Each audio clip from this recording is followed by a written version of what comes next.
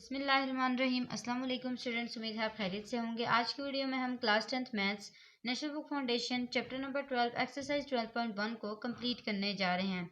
Students, इससे पहले videos में हमने क्वेश्चन नंबर 8 तक सॉल्व कर लिए हैं। अब स्टार्ट करते हैं क्वेश्चन नंबर 9 को।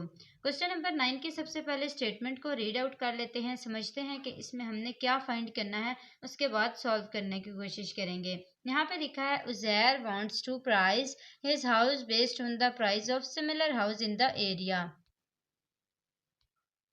यानी कि उज़ैर जो अपना घर है उसको सेल करना चाहता है, और इसके साथ साथ उसने जो अपने घर की प्राइस रखी है वो ऐसे रखी है कि वो जो साथ वाला घर है उसकी प्राइस को बेस रखते हुए, यानी कि उसकी जो प्राइस है उसके अकॉर्डिंग उसने अपने घर की प्राइस रखी है।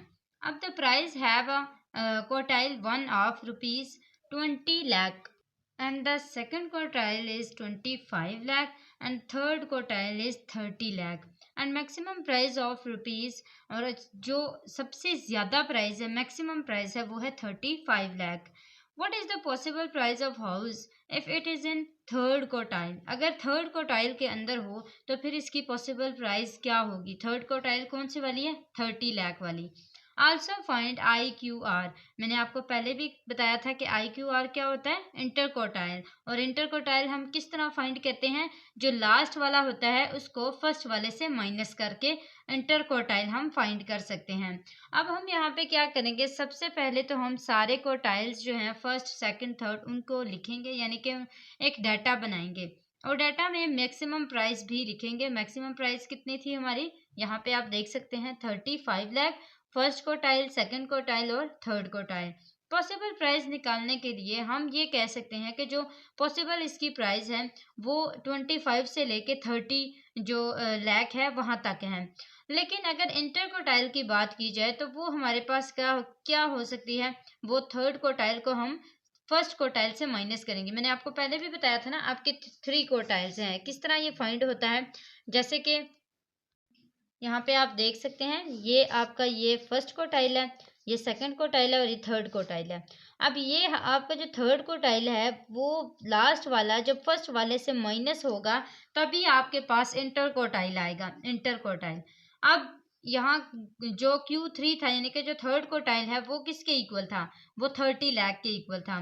फर्स्ट क्वार्टाइल किसके इक्वल है? 20 लाख के इक्वल है। दोनों को जब आपस में माइनस किया तो हमारे पास आंसर क्या आया है? 10 लाख, यानी कि इंटर क्वार्टाइल जो है वो किसके इक्वल आया है? 10 लाख के आया है। इसके अलावा अगर आप पॉसिबल प्राइस की बात करें तो वो 25 से 30 इसलिए हुआ है क्योंकि जो सेकंड क्वार्टाइल है उससे थर्ड क्वार्टाइल तक कितना हमारे पास पॉसिबल, जो कितनी कीमत थी हमारे पास पॉसिबल, वो 25 से लेके 30 लाख तक थी। तो पॉसिबल प्राइस इसकी 25 से 30 लाख हो गई, और जो इंटर क्वार्टाइल जिसको हमने फाइंड किया Q3 माइनस Q1 से, वो हमारे पास 10 लाख आई है। तो यहाँ तक हमारा क्वेश्चन नंबर 9 कंप्लीट हो चुका है। क्वेश्चन नंबर 10 की तरफ आ जाते हैं। स्टूडेंट्स, क्वेश्चन नंबर 10 थोड़ा सा लेंथी हो सकता है, लेकिन आपने ये सारी चीज़ें पहले भी फाइंड की हुई हैं। आइए इसको फाइंड करते हैं। The adjoining cumulative frequency curve shows number of 40 items in shipment of 100 items produced by Hani collection। estimate median, lower quartile, upper quartile, IQR, 7th decile and 30th percentile. अच्छा, एक हमारे पास शिप है जिसके अंदर total 100 items रखी गई हैं, और वो कौन से कलेक्शन से दी गई हैं? हानि कलेक्शन से।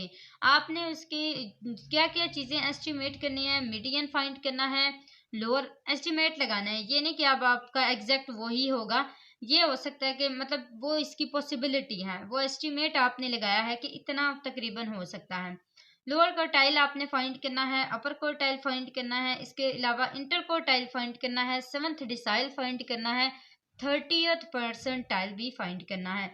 सबसे पहले तो मैं आपको ये बताऊंगी कि जो मीडियन था वो हम पहले जब स्टार्ट में 9th क्लास में बेसिक स्टैट्स पढ़ के आए थे तो वहाँ पे हमने फाइंड किया था कि जब मीडियन एक अनग्रुप डाटा का फाइंड करने लगे हों तो उसमें अगर इवन नंबर्स हों तो उसके लिए अलहदा फार्मूला रखा जाता है, और अगर ऑड नंबर्स हों तो उसके लिए अलहदा फार्मूला रखा जाता है। जो मीडियन का बेसिक फार्मूला था वो था n डिवाइडेड बाई 2। जब भी आप अगर ग्रुप डाटा भी यूज़ कर रहे होते थे तो सबसे पहले मीडियन क्लास को फाइंड करने के लिए n divided by 2 he use करते थे। तो यहाँ पे भी आपने n डिवाइडेड बाई 2 का ही यूज़ करना है। n आपके पास यानी कि टोटल नंबर्स आपके पास कितने हैं, 100 है, 100 ही है ना। यहाँ पे 100 आइटम्स बताई गई थी। आपने क्या करना है, 100 को 2 के साथ डिवाइड करना है। जब आप डिवाइड कर लेंगे तो वो जो आपके पास आंसर आएगा 50 आंसर आया, 50th पोजीशन है वो। अभी आपका ये नहीं पता कि वो मीडियन है क्या। मीडियन आपने कहाँ से फाइंड करना है, यहाँ पे आप ग्राफ की तरफ आ जाए। यहाँ पे आप देखें कि जो 50th पोजीशन है वो किसके ऊपर फॉल कर रही है। आप देखें ये आपका 50th नंबर है, ये कहाँ पे कर्व में कहाँ पे जा रहा है, नीचे वाली जो लाइन है वो देखें, वहाँ वहाँ पे कौन सा पॉइंट आ रहा है। वो पॉइंट आ रहा है 40 से थोड़ा सा पीछे, अप्रोक्सीमेटली 38 तक आ रहा है। तो आपने ये मीडियन एग्जैक्ट नहीं बताना कि ये 38 ही है। आपने यहाँ पे ऐसे दो लाइंस लगानी है कि ये अप्रोक्सीमेटली है, या ये हमने एस्टिमेट लगाया कि ये हमारे पास 38 आंसर दे रहा है। अब हमने फाइंड करना है लोअर क्वार्टाइल को, और लोअर क्वार्टाइल हमारे पास कौन सा क्वार्टाइल होगा, पहला वाला क्वार्टाइल। तो पहले क्वार्टाइल को फाइंड करने के लिए हम वो जो n हमारे पास वैसे फार्मूला होता है ना n डिवाइडेड बाय 4, तो हम इसके साथ जो भी क्वार्टाइल हमने फाइंड करना होता है उस नंबर को लिखते हैं। अब वो नंबर कौन सा है, फर्स्ट 1 नंबर है ना, तो हम क्या करेंगे n के साथ 1 को मल्टीप्लाई कर लेंगे। अब अगर हम n के साथ 1 को मल्टीप्लाई कर भी लें तब भी हमारे पास n ही आंसर आएगा। तो हम क्या करेंगे, हम देखेंगे कि जो n है टोटल नंबर्स हैं वो कितने हैं, 100 है। 100 आइटम्स से ना 100 को डिवाइड करेंगे किसके साथ, 4 के साथ। हमारे पास आंसर क्या आया है, 25। अब देखें ये जो 25th ये है ये पोजीशन।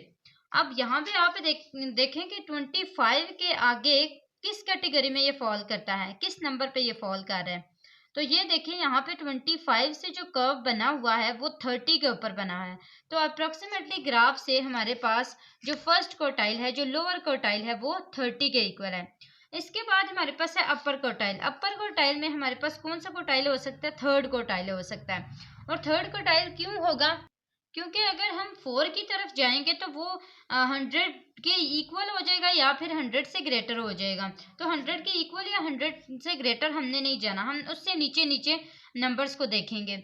अब थर्ड क्वार्टाइल जो है वो इसका अपर क्वार्टाइल है। अब थर्ड क्वार्टाइल को फाइंड करने के लिए हम क्या करेंगे, जैसे हमने n के साथ यहाँ पे 1 लिखा था ना फर्स्ट क्वार्टाइल को फाइंड करने के लिए, यहाँ पे n के साथ क्या लिख लेंगे, 3 लिख लेंगे, क्योंकि हमने भी किस क्वार्टाइल को फाइंड करना है, थर्ड क्वार्टाइल को फाइंड करना है। तो यहाँ पे हमारे पास 3 मल्टीप्लाई होगा किसके साथ, 100 के साथ, क्योंकि हमें n जो है वो नंबर्स जो है टोटल 100 आइटम्स दिए गए थे। हमने 100 को यहाँ पे लिखा divided by 4 as it is आ गया। 100 multiply 3 is equal to 300, 300 divided by 4 is equal to 75। अब ये जो 75 है ये इसका थर्ड क्वार्टाइल नहीं है, बल्कि ये इसकी पोजीशन है। अब हमने यहाँ पे ग्राफ के अंदर देखना है कि 75th पोजीशन पे कौन सा नंबर लाई करता है। तो 75th पोजीशन पे यहाँ पे देखें 70 और 80 के मिड में 75 आ गया। इस कर्व को देखें ये कहाँ पे जा रहा है, 75 के बाद यहाँ पे ये आया है हमारे पास, इधर नीचे आ जाए 40 और 50 के बीच में, यानी कि अप्रोक्सीमेटली 45 के इक्वल आया है ये। तो यहाँ पे मैंने Q3 को यानी कि थर्ड क्वार्टाइल को अप्रोक्सीमेटली एस्टिमेट किया है 45 के इक्वल। तो यहाँ तक हमारा ये जो लोअर और अपर क्वार्टाइल है ये भी फाइंड हो चुका है। अब इसके बाद आते हैं इंटर क्वार्टाइल की तरफ। इंटर क्वार्टाइल का मैं आपको पहले ही बता चुकी थी कि जब हम Q3 को माइनस करते हैं Q1 के साथ तो हमारे पास वो इंटर क्वार्टाइल फाइंड हो जाता है। तो Q3 जो है वो आपके पास क्या था, यहाँ पे आप देखें ना थर्ड क्वार्टाइल को आपने फाइंड किया था ना, वो क्या था 45 था, जिसका एस्टिमेट आपने लगाया था 45 है। इसी तरह Q1 फर्स्ट क्वार्टाइल को भी आपने फाइंड किया था जो कि अप्रोक्सीमेटली इक्वल था 30 के इक्वल। अब 45 को जब माइनस करेंगे 30 के इक्वल तो आपका इंटर क्वार्टाइल जो है वो अप्रोक्सीमेटली 15 के इक्वल आ जाएगा। ऐसा नहीं है कि ये बिल्कुल इक्वल आएगा, मैंने आपको पहले भी बताया ये हमारा एस्टिमेट है, तो इसलिए हम अप्रोक्सीमेटली का यूज़ कर रहे हैं। आप यहाँ पे लिख भी सकते हैं कि ये अप्रोक्सीमेटली इक्वल हो सकता है 15 के। नेक्स्ट हमने किसको फाइंड करना है, सेवंथ डिसाइल को। अब डिसाइल जो है मैंने आपको पहले भी बताया कि डिसाइल के लिए किससे डिवाइड करते हैं, 10 से डिवाइड करते हैं। जिस तरह हम परसेंटाइल को फाइंड करने के लिए 100 के साथ डिवाइड करते हैं, क्वार्टाइल को फाइंड करने के लिए 4 से डिवाइड करते हैं, इस तरह सारा हमने पहले भी पढ़ा कि डिसाइल को फाइंड करने के लिए 10 से डिवाइड करते हैं। अब यहाँ पे देखें हमने 7th डिसाइल को फाइंड करना है, तो यहाँ पे n डिवाइडेड बाई 10 के साथ क्या आ जाएगा, 7 आ जाएगा। 7th मल्टीप्लाई बाय यहाँ पे n कितना है, कितने आइटम्स थे टोटल, 100 थे, तो 7 multiply by 100 is equal to 700 divided by 10। 0 0 से कैंसिल हुआ, हमारे पास क्या बच गया, 70 बच गया। अब 70th पोजीशन पे हमने देखना है कि कौन सा नंबर फॉल करेगा। तो यहाँ पे देखें 70th पोजीशन पे मैंने इसको देखें यहाँ पे आगे ये लाइंस, डॉटेड लाइंस लगाई हैं। इन डॉटेड लाइंस के थ्रू आप देखें 70 जो है वो किधर फॉल कर रहा है। यहाँ पे देखें 40 और 45 के तकरीबन बीच में, ये 42 या फिर 43 के इक्वल हो सकता है। तो मैंने D7 को अप्रोक्सीमेटली इक्वल किया है 42 के। तो 7th डिसाइल जो है वो उसका एस्टिमेट कितना आया है, 42 आया है। नेक्स्ट हमारे पास है 30th परसेंटाइल। 30th परसेंटाइल जो है, परसेंटाइल को फाइंड करने के लिए हम क्या करते हैं, डिवाइड करते हैं 100 से। अब 30 की बात हो रही है तो हम n को किसके साथ मल्टीप्लाई करेंगे, 30 के साथ। तो 30 मल्टीप्लाई बाय 100 डिवाइडेड बाय 100, ये 100 और 100 आपस में कैंसिल हो गए। जब ये दोनों कैंसिल हुए तो हमारे पास क्या बच गया, 30th पोजीशन। अब आप देखें कि यहाँ पे 30th पोजीशन पे जो कर्व है वो उसके थ्रू नीचे ये कौन से नंबर पे फॉल कर रहा है, 30, और ये यहाँ पे इसका पॉइंट बन गया। इसके नीचे आप देखें कौन सा पॉइंट आ रहा है, इसके नीचे हमारे पास ये तकरीबन 32 के इक्वल आ रहा है।